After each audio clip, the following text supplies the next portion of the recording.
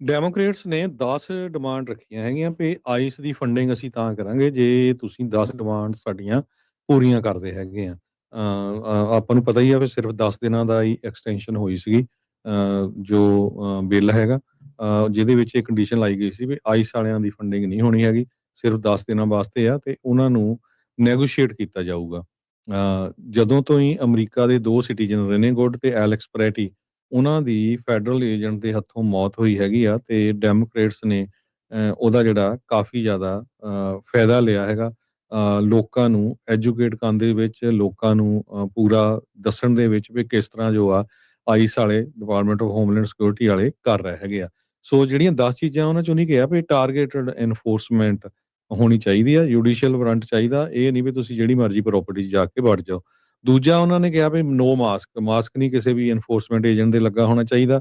Required ID, unique ID ਉਹਨਾਂ ਦਾ ਹੋਵੇ, ਨਾਮ ਹੋਵੇ ਜਿੱਦਾਂ ਪੁਲਿਸ ਆਫੀਸਰਸ ਦਾ ਹੁੰਦਾ, ਉਹਨਾਂ ਦੇ ਸ਼ਰਟ ਦੇ ਉੱਤੇ ਜਾਂ ਜੋ ਵੀ ਹੈਗਾ, ਤਾਂ ਕਿ ਪਤਾ ਲੱਗ ਸਕੇ ਵੀ ਕੌਣ ਹੈਗਾ।